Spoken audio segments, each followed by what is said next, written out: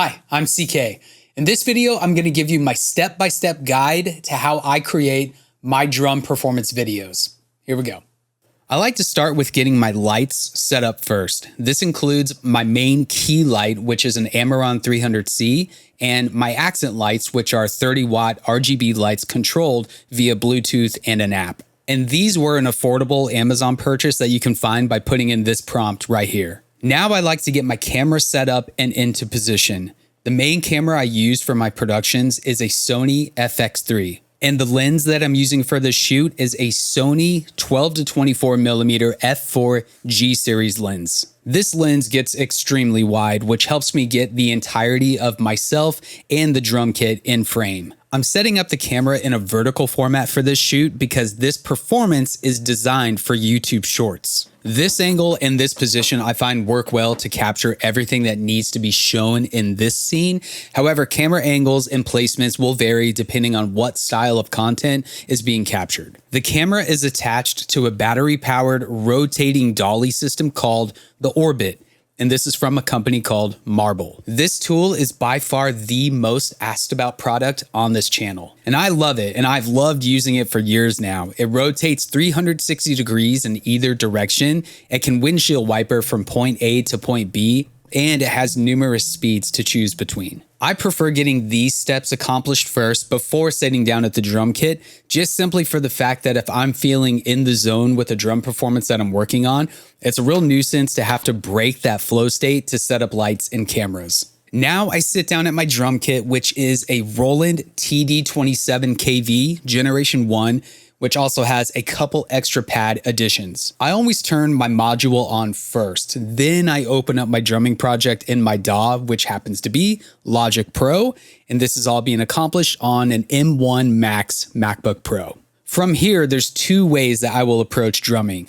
I'll either have a reference audio track that I'll be writing, playing, and performing with, or like in this scenario, I'll be creating the drums from scratch off the top of my head and only have the click track to focus on for timing. The remaining steps though will be the same regardless of which type of drumming I'm doing. I choose a drum library and then I make sure that the MIDI mapping is well set up for my E-kit. And then I choose a preset. In this case, it will be Superior Drummer 3, Death Library, and the Hollow preset. The in-ear monitors I'm using are the Shure SE425s. These are excellent in-ear monitors with great sound and are superb at blocking out room noise. I adjust the levels in the project to create a comfortable listening volume between the drum library, the click track, and then when available, the audio reference track. Then I begin to play and I experiment with the composition of the drum performance. Since I'm writing this piece from an empty canvas, I'm letting the sounds of this particular library preset guide me and inspire my decisions for the grooves. Once I feel there's a solid direction that I'm heading in, I commit to a tempo for my click track. I then set a cycle region that encompasses my recording boundaries. For this instance, since I'm focused on a YouTube Shorts video, it'll need to be 1 minute or less in length. Otherwise, I would typically set the cycle region to the length of the reference audio track that's within the project. And now that I have a blueprint of grooves, a tempo, and a target length, it's time to run through the performance a couple of times to make sure that everything fits. And if everything feels like a green light, it's time to record the performance. I turn on the camera and then I connect my phone via an app made by Sony that allows me to monitor what's in frame and also make settings adjustments like my ISO for proper exposure. I start the camera rotation.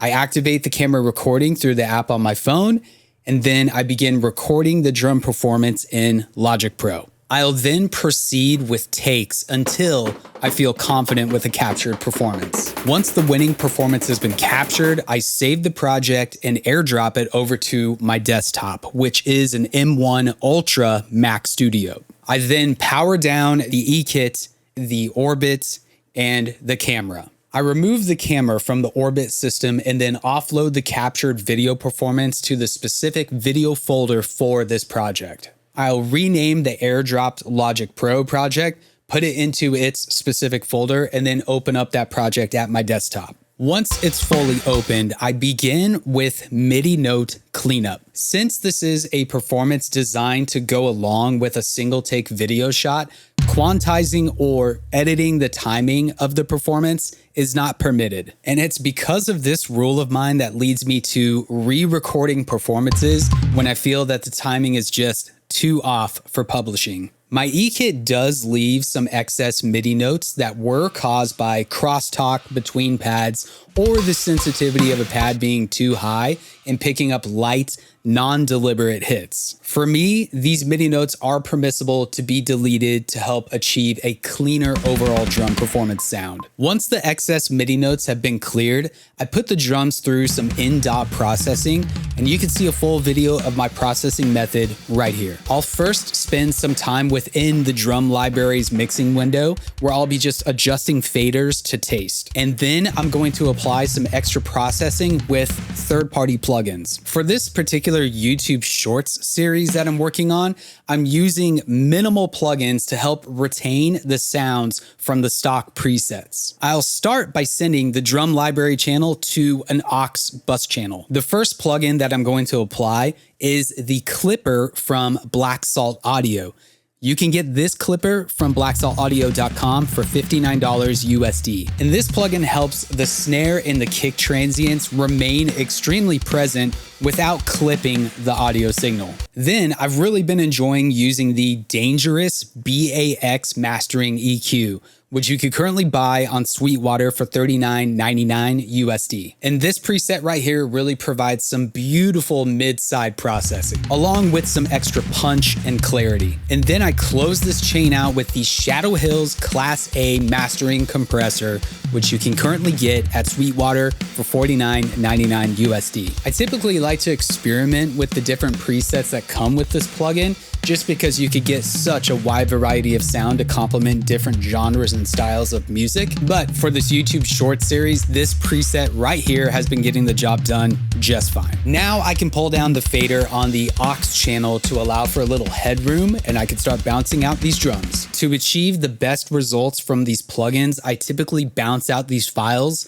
in real time. And for this instance, I'll be bouncing out two different versions. One is the lossless version for my mixing template, and the other one is a wave version for Suno. Now that I have my drums complete, it's time to get some music to accompany them. It starts with uploading the drums wave file and then sending that over to Suno Studio. Some time can be spent at this stage because you really never know what you're gonna get. I do like to start by changing this setting from manual to follow track, as I usually get better results. And typically, I like to have Suno generate a song first without any prompt suggestions and just see what style of music it finds appropriate to go with these drums. Sometimes this works great, and other times it's not at all what I'm looking for. If Suno isn't delivering anything worth keeping, then I'll add a prompt to guide it to what I'm looking for, which is usually the terms pop punk, progressive metal, or progressive rock. And I've found that having the first generation being a full song instead of just a single stem usually gets me better results. And once a generation is sufficient and to my liking, I'll then generate one or two extra guitar-only stems, an extra bass stem, and then any extra instruments that I feel would fit the song well. And the reason that I do this is because Suno often produces very inconsistent tracks and stems.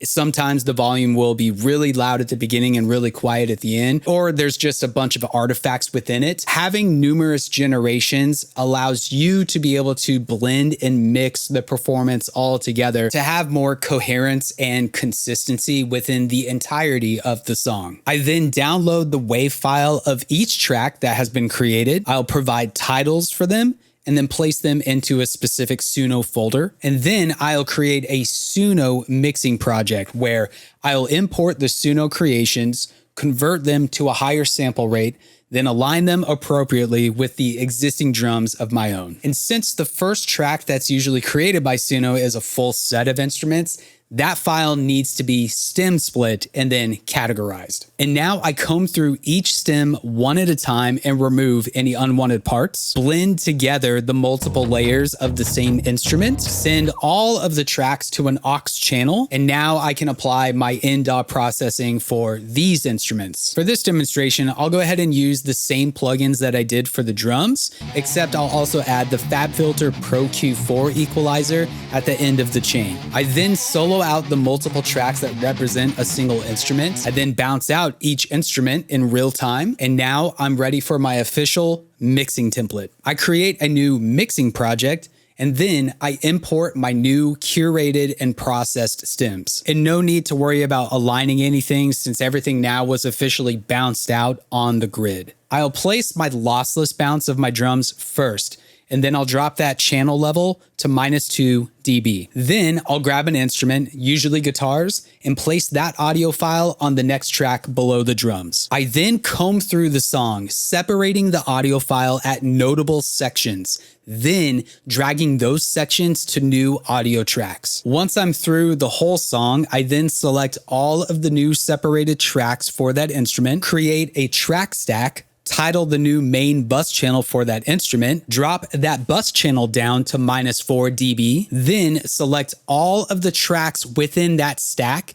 and drop those levels all the way down to silent. I'll then go through the song section by section, adjusting the volume fader of each instrument until that section has the desired mix that I'm looking for. The drum track is not getting separated in this example, but for other projects, I might separate the drum track at significant breaks like a verse to a chorus. And then this would allow you to even have a wider variety of dynamic spread. Once this mix is where I like it to be, I send every channel to an aux channel.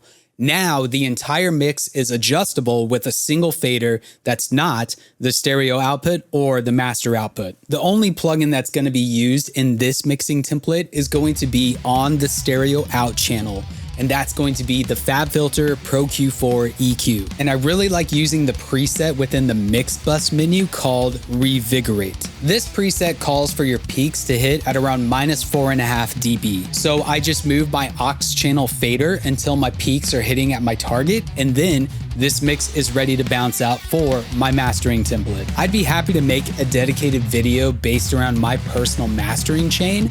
Just let me know in the comments if that's something you would like to see. So I then bounce out a file for my mastering template. I also bounce out a drums only file, and these will be the drums that I use for the drums only version of this video. I like the sound that the Revigorate preset gives the drums, but if I took it any further than that, it really begins to change into something very different than the initial drum library sound that I started with. This is why I don't send the drums only file to my mastering chain. Now that I have my full mix master track and my drums only track, it's time to sync them up with the video performance. I use Premiere Pro as my video editor. Once inside, I drop the drum performance into the timeline. I cut off any unusable takes or excess footage. I adjust the framing of the shot. I apply a correction LUT. I shoot an S-Log3, and I find that this correction LUT works very well. I'll then make further lumetry adjustments to fit my personal tastes, drop in my branding and closing title cards, and now it's time to drop in and align my full song master track and my drums only track. For the best results, I find that if I push the video file ahead by a frame or two, the synchronization of the performance matches the audio very well. If I don't do this frame adjustment, something just feels really off and it feels almost out of sync. Once both music tracks are aligned, I'll export both versions of the video, full song and drums only, and then this particular drum performance is ready to upload and publish. Thanks for watching this video. I hope that it was insightful. It gave you enough information to kind of see behind the curtain of how these drum performances get created. If you have any other questions in regard to a product that was shown but maybe not talked about, or in particular process with the mixing or settings, feel free to just leave a comment below and I'll be happy to get back to you. My name is CK. Arcane Arrow is my music project. I'm so glad that you're here, and I will catch you all in the next video.